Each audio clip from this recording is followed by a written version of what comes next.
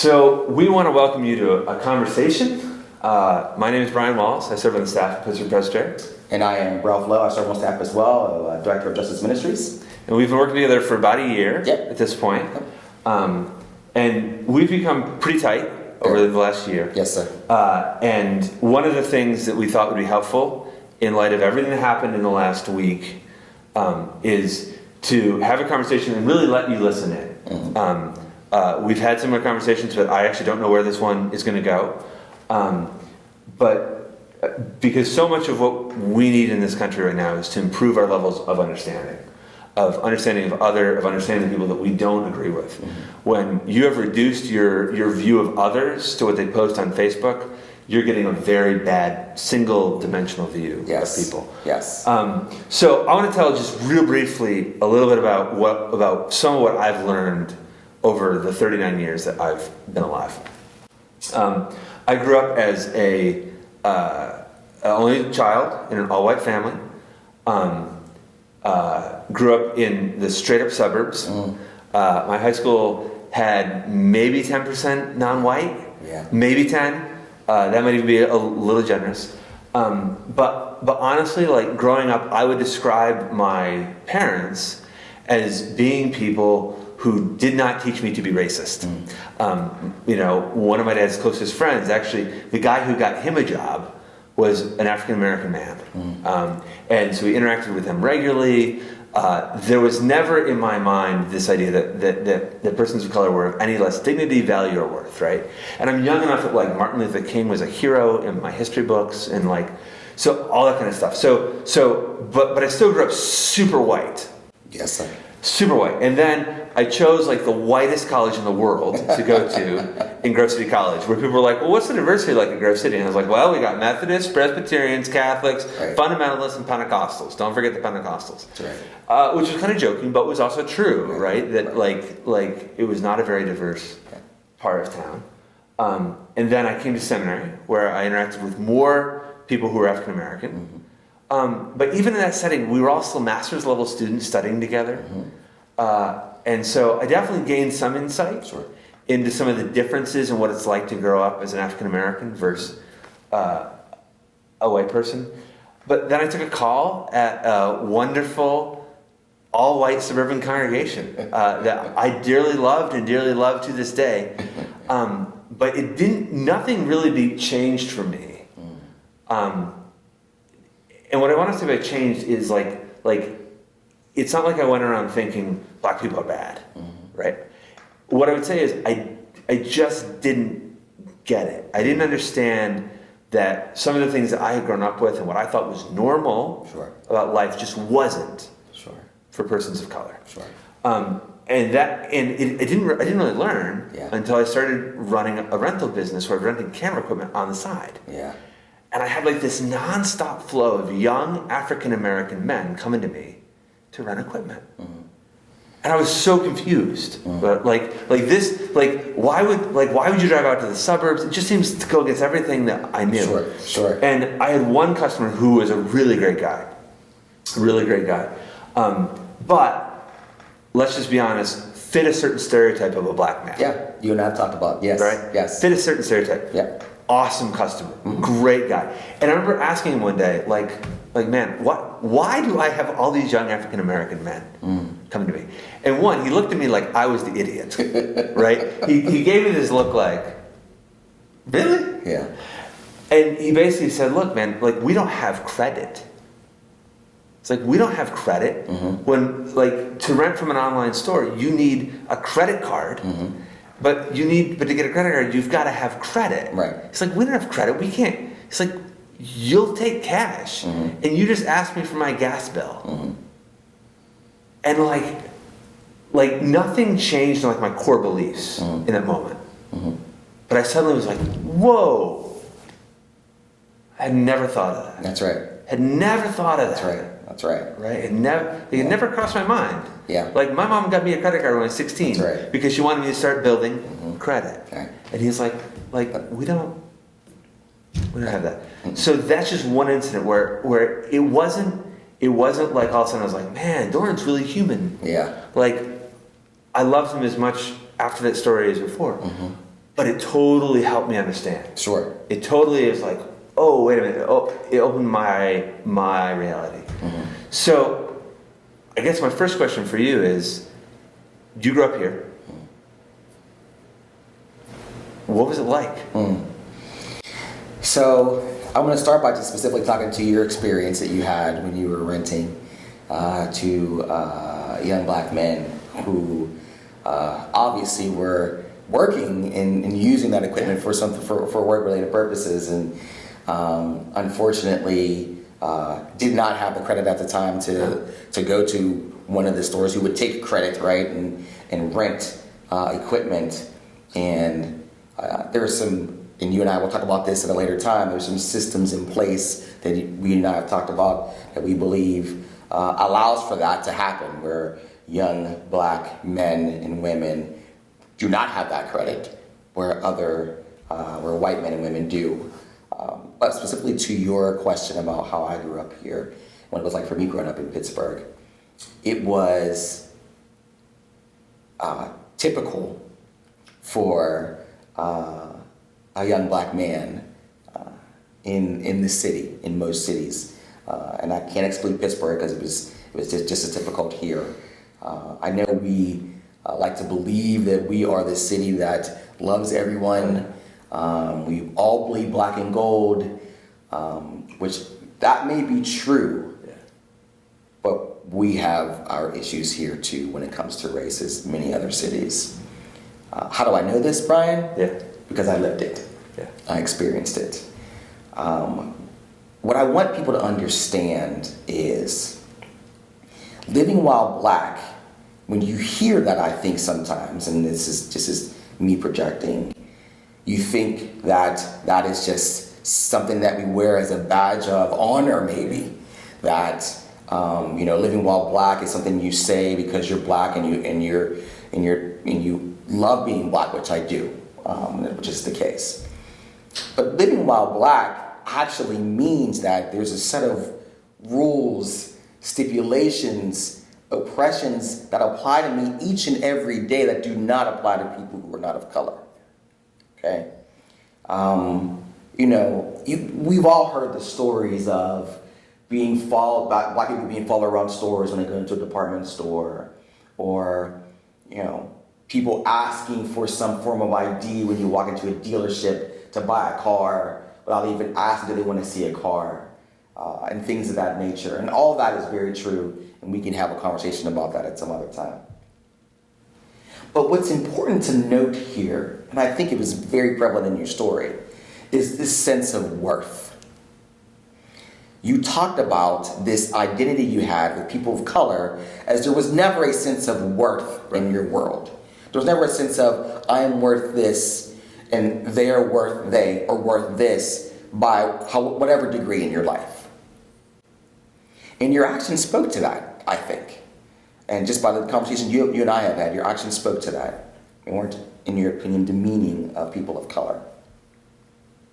I think where we get in trouble, and when we miss it as Christians, white Christians, is that whenever we have those situations when we can act on the injustices and oppressions in this world and we don't, we're kind of biting into, not even kind of, we are allowing that system to be in place. Now, let me give you an example. There have been so many videos of African American men and women being killed at the hands of police officers, at the hands of other people, other white people. And yet it took for this incredulous, this horrible knee on a black man's neck for all of us to feel this urge to do something all at one time. We've been feeling that the whole time. The whole time, Brian. That's what I mean when I talk about worth. If you could imagine yourself as a person of color, and I say that with a cringe, and it took for this event to happen for you now to care, that speaks to me of my worth as a man of color. in your eyes? Fair or unfair? That speaks to that. So, and I think, Brian, what we want to do together here is just not only talk about how we as people are worthy of action, worthy and need the action of white people, but also kind of to educate so you understand where, why, and how this feeling of worthiness and oppression is so heavy on us. And hopefully filter through those things that you may say or feel that get in the way of action for you. You and I don't take this conversation lightly, I think. No. Mm-mm. And I think we will get some things really right and some things really wrong in this conversation. Sure. But I want to be clear, the most important thing is that these conversations are happening between the two of us. Yeah. I think one of the things that white people never want to be labeled as is you never want to be labeled as racist, right? Like you just don't. Yeah. And there's so many different ways that I've seen that play out, and like not even other white people. That's right.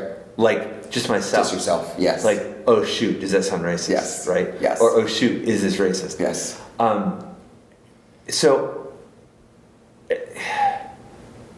part of what makes your story unique is that your wife is not a person of color.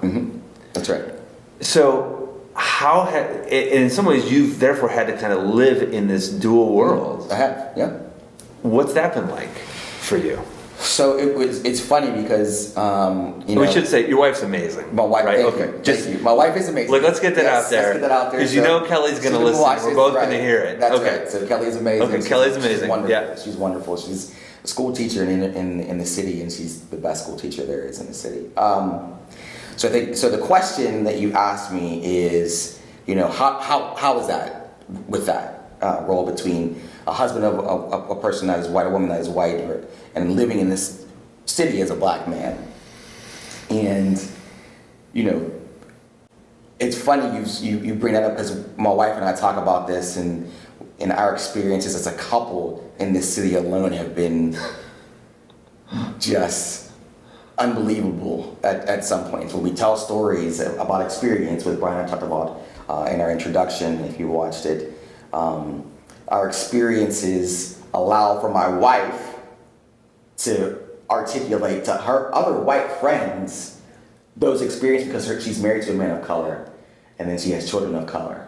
So again, it's about those experiences. But specifically to your question, it is nice for people to think, and I'm just projecting here, that the city of Pittsburgh is one of those cities that's a melting pot that everyone gets along. But I'm here to tell you, as a black man married to a white woman, that is not the case a lot of the time. Now, I've lived in Pittsburgh for 40 plus years, so I've evolved in a lot of things. As I see it, and as I understand it from a ground level view of a black man, some white people just can't help themselves because they don't know, Brian. They don't know, Okay. So my wife and I, when put in positions of racist conversation or racism, inappropriate conversations, inappropriate jokes, and all those things that can happen in mixed company, which you were talking about. It is so important for us to talk about it and bring it to light. My wife is so good at saying and excusing, because she can, listen, I know this isn't what you meant, but this is what you said. So while you might not have meant that, yes, this is what you said, and these are the things that it means to people of color. Right? If I could give an example, Brian, if you don't mind. Okay. I have 4 boys. I think a lot of people know that. And they're 4 beautiful, wonderful boys, and the world it's much better because they're in it. They're going to do much better than I in making it the creation that God wants us to be. But in introducing ourselves to someone who doesn't know us, person who is white, I'll say, or my wife will say, we have 4 boys. And sometimes this person will say, oh, do they have the same mother? Just think about that, Brian. Yeah. Do they have the same mother? It's not funny. So I laugh when I hear it. Yeah. So it's okay. So your initial reaction is okay, buddy. I laugh. Now, if you're listening to this, you might have even thought that thought at some point when you first met me, because I have 4 boys. I have 4 boys is considered a good number of kids. That example right there is just the example of the mentality that some people have when it comes to people of color. So when you hear that question, then, right? Like, do they have the same mother? Yeah. What do you hear? What I hear in that question is you couldn't possibly, as a person of color, procreated with just one person and had 4 kids. So you immediately feel thrust upon you the stereotype of the promiscuous, like afraid of commitment, absentee father, Correct. right? Type of Correct. Of stereotype is thrust on you. And thank you for saying that out loud, and I didn't have to It's say like it out loud. almost, Thank you. it's Yes. like almost an assumption, right? Like Almost an assumption. Like you're a black man, You're you a got black 4 man. kids, and no way they're all from the same mom. Yes. That's absolutely true. That's absolutely true. And again, Brian, that's just a small piece, but it's important to be understood. Yeah. That is the mentality that some people have. And that seeps into everything else. So let me give an example that'll get to a different question. Okay. A friend of mine who tragically recently just passed away had a massive spread between her 4 kids. I think off the top of my head, it was something on the order of like 16 years between a 10-year-old and a 26-year-old, right? But it was in that range. And she would often get the question, do they have the same father? Right? Now, she was a white woman, and so some people might say to you, Ralph, I mean, come on, that's not a race. Like, what for you is the distinction there? So the distinction for me, I will say, is the number of times that it happens. Yeah. The distinction for me is all the other experiences I've had. Yeah. So let's be honest. Not all of those people those men and women who have said those words were intentionally or subconsciously have these thoughts of promiscuity for me, of course. But a lot have. Yeah. Okay? And if we don't talk about it and address it that way, we'll never get at the real important meat of racism and why it exists in this country, in this city. Yeah. Because as a contrast, nobody would ever say, because I have a couple of friends who have 4+ kids. Yeah. Like, I have never heard anyone ever say, do they have the same father? That's right. Except where there was a huge age range. That's right. Like, right. everybody else who I can think of, and I have a number of people who have families of 4 or more, I never remember them saying, like, are they from the same father? That's right.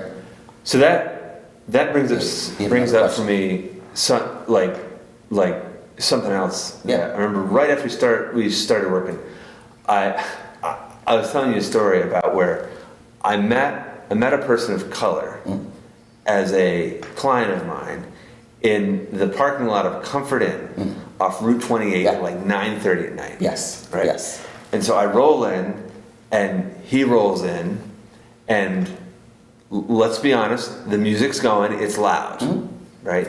Pulls in, I pop my trunk, he pops his trunk, I unload big heavy cases and bags of stuff into his trunk. Yeah. And I kind of noticed that the police officer is sitting there. And the next question was, did he come over? Did he run his lights at you?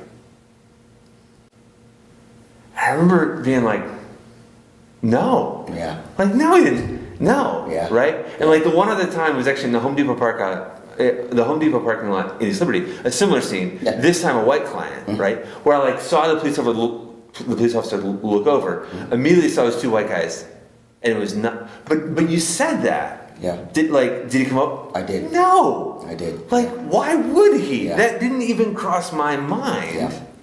Yeah. And I think that spoke to like a real fundamental difference. And like looking back on it, the guy was so nervous. Mm-hmm. I'm sure he was. Was so nervous I'm sure he was. about I'm sorry. this, and I was just like who cares? Mm-hmm. Yeah. So the client you guys was of color, right? Yeah, absolutely. Yeah. So specifically to that, you and I have talked about my experiences with police officers and growing up living while black, and I can't tell you how many times I have been stopped on a casual walk in my own neighborhood with my friends for no other reason that I was walking while black. Yeah. We've all heard that term. Yeah. It's an experience for me. Now, in the latter part of my childhood, I grew up in a predominantly white neighborhood. But some of you might not know that. And early on, we were in a predominantly black neighborhood. So it was easy to identify the black person in the neighborhood when we were walking, and it was so blatant at times that my friends who were white would say to me, "Hey, we're going to such and such, so be prepared. This is what we're planning to do for the day, so be prepared." Whether we pulled over by the police if I was driving or somebody else was driving, or stopped on the road if we were walking. That was my experience. So there's never been an experience where, at least when I was a young adult or a child, where a police officer's presence meant security for me, or meant protect and serve. It was always an eye of scrutiny of what are you doing, why are you here, should you be here? Yeah. I think in a future conversation, we need to talk about engagement with law enforcement. We do. Because there's the immediate pushback Yeah. is cops have a tough job. Yeah. There are black cops. Yeah. Right? Yeah. And most cops that I know, I'll speak from my own experience, I think are good, faithful people who just want to do the right thing and do their job. All that aside, it doesn't make it not a problem. That's right. It doesn't make it not a reality. That's right. I've had one encounter with a cop in my life. I got pulled over on my birthday. And looking back on it, I was pretty snippy with the cop. Yes. Because I knew he was wrong. He cleared out a stop sign, and I knew I hadn't, right? Yes. And speaking to another experience, I just remember a friend of mine hearing that story and be like, man, it's you're lucky you're white. Was this a friend of color? Yeah. Yeah. It's I would never, Yeah. ever Yeah. be sharp back to a cop. Yeah. Right? And I still remember the girl I was dating at the time, digging her hand into my knee. Yeah.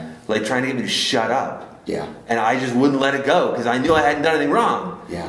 And, it's pretty bad when she's, Yeah. But then the person said, man, I would never ever do that. Yeah, so at the next one that we do, I would love to have that deep conversation. But it's important to note that, as I spoke about early on, your worth. Yeah. It is the repetition of these instances of living while black that speaks to your feeling of worth in this country, in this city. It's very important to note. So while we have these conversations and we love each other and we're talking, it's important for me to let everyone know that this overwhelming current of worth is very important. And we can talk about where we get our worth from and how we get that worth. But as I talk about my experiences, and Brian and I kind of vet that out, it's important to note that, because if we don't get that part of it, we won't get the rest. So I want to close on this one, because this was something that you said to me that is so stuck out. Because one of the things that white people sometimes fairly say when racism accusations come up is say, but it's not about race, right? It's not about race. And you and I had a situation not that many months ago. We did. Where you came to me and said, Brian, is it because I'm black? Yeah. Right? You were in a situation, I was familiar with the system, and you had the honest question, Brian, is this because I'm black? If it were, I think you actually said, if it were Brian Wallace walking in there, I did. Would the result have been different? Yeah. Right? And you said at the time, in the back of your mind, it's always running, is it because I'm black? Yes. I never once have thought, is it because I'm white? I'm so glad you said in a that. critical sense. I mean, right. Like jokingly, I can say Sure. it, right? But like I was telling the story last night to my kids. One of my classmates in high school who was black was telling us that she was going on a college tour, and jokingly said, "But y'all can't come to us." Yes. Right? Because it was historically black colleges, right? It was great. Yes. And I just remember being like, "Oh, it's because I'm white," right? Yes. And like jokingly comment. Yes. So, Yes. but in a serious sense, in a critical, am I being discriminated against sense? I've never thought to myself, Is it because it's because I'm white. Like, give me examples of what it's like to have that narrative running through your head all the time. A narrative is in my head, and I actually put this in my letter, that one of the key things in educating yourself as a white Presbyterian and white sibling in Christ is to note that racism is everywhere and probably in everything. It's just understanding where and how deep it is. For me as a black man, I can't afford not to have that in the back of my mind. I can't afford not to have this mentality of the next situation, this situation I'm in, I am a black man entering into this situation. Because the two things, Brian, first is my life could be taken. Yeah. Right? Police or no police. Okay? So, and the second, of course, is, and the most important thing is, I am a father and I'm a husband. So, I said earlier that I've been living over 40 years in the city of Pittsburgh, and I said I evolved. So mentally, my decision making when it comes to entering into any situation where I feel that has changed from when I was a single black man to a father of 4, married, 22 years, black man. It's very important. So the reason why I say that is because it's easy for us to have this opinion about the actions of these black people versus these black people, which is horrible to say out loud, but truth. Why can't you be, okay, I'm digressing, Brian, and I apologize, but specifically to your question, I can't afford not to have that mentality. I can't. It's a life and death for me. And it's also, I have to think about the interests of my family, me being here for my boys and my wife, and the perception, whatever it is, that precedes me when I enter into it. So people will say, "Oh, you're playing the race card, right? Oh, you're playing the race card." And what I hear you saying is, you don't have a choice. I don't have a choice. That's right. I don't have a choice. And even in situations where, in hindsight, you can realize, okay, that's not because I'm black. But I need to have a lens beforehand that I am. For self-preservation. For self-preservation. That's right. Yeah. For self-preservation. And let's be honest, Brian, not only for myself, but I travel with my boys, my wife, so it's not even just my own, it's people around me. You and I travel together. I have to think about that. I have to, for my own sake and for your sake. Because you wouldn't think about that because you just admitted you don't. But I have to. And people of color think about it all the time. We can't afford not to. We can't afford not to. We can't afford not to. Yeah. And so here's what I will say. I think the one time that people do think about their own racial identity as white people is when they're in a predominantly black neighborhood. Because there's assumptions that we carry, especially as a kid who grew up in the suburbs, about the city. And I think this is one of the nuances where we talk about like realizing and knowledge versus our own abstract beliefs, right? Like I could unequivocally say, of course I'm not racist. Like I have tons of friends at school, persons of color. I love them. Like I run track with them, right? Like they're great.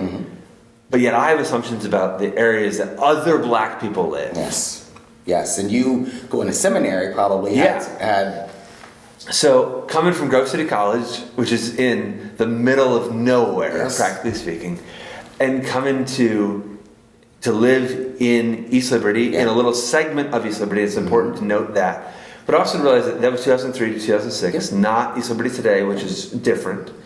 But in just some of the assumptions, some of the things that we were told, we were told by a person of color who was the dean of students, that we would probably feel more comfortable shopping at the Giant Eagle in Aspinwall, right? And like, I don't think that was bad advice. I think he was just being honest. He was just being honest, right? absolutely. As a person of color, he's like, you know.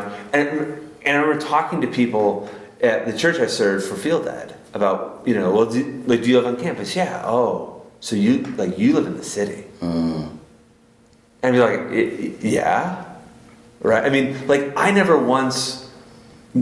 Parking and living where I did, I never was concerned. Right. And you know, part of what I learned, I think this was a really critical step for me. Like, there was violence around the seminary. Yeah. The first week that I lived there, the first weekend, a kid was shot in the Sunoco parking lot right next to the building where I lived. The sandwich shop owner next to the barber where I got my haircut was murdered. There was a guy killed, like, I just gotten back from a run, and I actually heard the gunshots right in front of the seminary on the sidewalk. Was killed in a drive-by shooting. And like, part of what I learned though was, like, when I was out on the streets in East Liberty, when I was out for a run or whatever, no one wanted to give me a hard time. Right. Nobody cared, right? That's right. It actually got better when I learned to smile at people, and not do that kind of polite white thing where you ignore people. But like, when I learned to kind of walk and wave, like, the whole tenor of those interactions changed. And so for me, that was a thing of like, oh my gosh, like, East Liberty was a perfectly safe place for me to be. Absolutely. As a white male. Yes. Like, the quote-unquote thugs or whatever, like, no, that there was no interest and no harm. And I remember my third year of seminary making the decision to not go across the river to Giant Eagle anymore, but to go to the Giant Eagle on Shady Avenue, where there's a security guard by the door.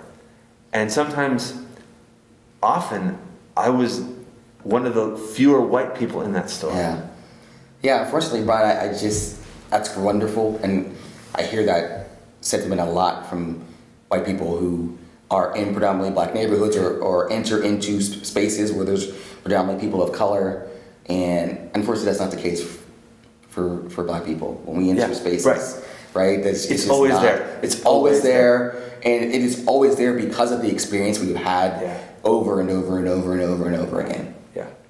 Because even if people say, well, look, like, slavery ended over 100 years ago, man. Like, you got to get over it. And even if people point to 1968 and the Civil Rights Act, which I think it is important to note that the end of the Civil War and the Civil Rights Act were a big deal, but they were steps.